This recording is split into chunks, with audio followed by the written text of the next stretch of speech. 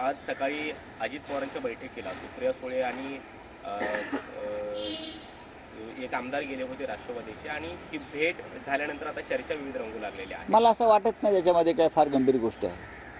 पुण्याचे पालकमंत्री आहेत ते सद्गृहस्थ, पुण्याचे पालकमंत्री आहेत.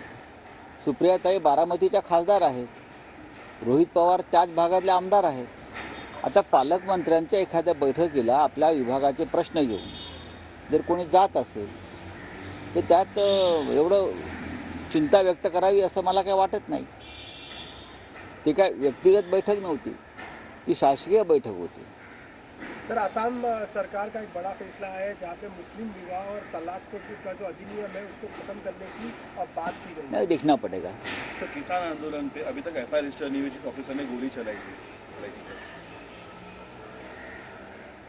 किसान आंदोलन में एक मौत हो गई है और मैं आपको बताना चाहता हूं, जो दर्शन सिंह की मौत हो गई उसके ऊपर ब्रिटिश पार्लियामेंट में कल चर्चा हुई. कल ब्रिटिश पार्लियामेंट में किसान आंदोलन और एक किसान की जो हत्या हुई है उसके ऊपर कल ब्रिटिश पार्लियामेंट में चर्चा हुई है. लेकिन हमारे देश में भारतीय जनता पार्टी, उनकी सरकार चर्चा नहीं कर रही है. एफआईआर दर्ज करो, क्यों ये आदमी जो हमारा है कार्यकर्ता किसान, उनकी हत्या क्यों हुई, किसके आदेश से उसके ऊपर गोली चलाई. आप किसान उनके अपने आप को मसीहा मानते हो ना, और आपकी सरकार एक किसान की हत्या करती है, ये गंभीर बात है. एफआईआर लॉन्च करो. सर, राहुल गांधी ने यांचा कुछ समय पहले एक बयान दिया था कि एक तरफ राम मंदिर बन रहा है और दूसरी तरफ जो है जो यूथ है, जो जवान है, वो सड़क पर दारू पी के नाचते हुए दिख रहे हैं. इस पर मोदी ने ये कहा है कि जो जिनके होश ठिकाने नहीं है, अब वो यूथ को टारगेट कर रहे हैं और यूथ के बारे में बात कर रहे हैं. किस तरीके से देखते हैं? देखिए, मोदी जी की बात पर आप ज़्यादा ध्यान मत दीजिए. किसका होश उड़ गया है और किसका होश ठिकाने पे नहीं है, ये जनता तय करेगी. एक बात है कि राम लल्ला का मंदिर जरूर बना है, लेकिन इस देश का जो युवा है वो बेरोजगार है.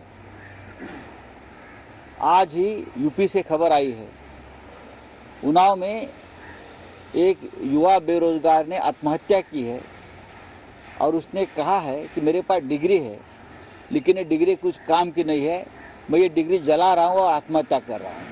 ये मोदी जी की सरकार का हाल है. आप क्या बोल रहे हो? राहुल गांधी की बात क्या? राहुल गांधी सच बोल रहे.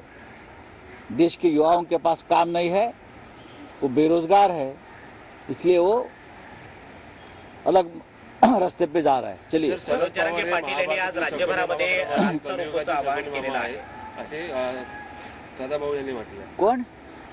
शरद पवार हे कलियुगातील असं कोणी म्हणालंय? सदाभाऊ कोण ते? सदाभाऊ. कोण ते? शरद पवार, उद्धव ठाकरे, बरं का, राहुल गांधी यांच्यावरती बोलून त्यांना कोणाला प्रसिद्धी मिळत असेल ते बोलू द्या. शरद पवार हे या महाराष्ट्राचे खंबीर नेतृत्व आहे. शरद पवार यांनी जेवढा त्यांच्या जीवनामध्ये राजकीय संघर्ष केला आहे, सामाजिक लढ्या लढल्या आहेत शेतकऱ्यांच्या, तेवढा कोणी लढलेला नाही. कोणी उठतो आणि माननीय उद्धव ठाकरेंवरती बोलेल, पवार साहेबांवरती बोलेल, हे भारतीय जनता पक्षाचं पाप आहे. हा जो संस्कार, ही संस्कृती निर्माण केली आहे या महाराष्ट्रात, ही भारतीय जनता पक्षाने निर्माण केली आहे. हे विष, हे भाजपचं विष आहे की आपल्यापेक्षा थोर व्यक्तींचाही आदर करायचा नाही, त्यांच्यावर चिखल उडवण्यासाठी भाडोत्री माणसं नेमायची. हे सर्वत्र सुरू आहे या देशभरामध्ये. ही सुरुवात भारतीय जनता पक्षाने केली आहे आणि भारतीय जनता पक्ष ह्याच्यातच संपणार आहे. मनोज जरांगे पाटील यांनी आवाहन केल्याप्रमाणे चांगली गोष्ट आहे. सर, राकेश टिकैत का एक बयान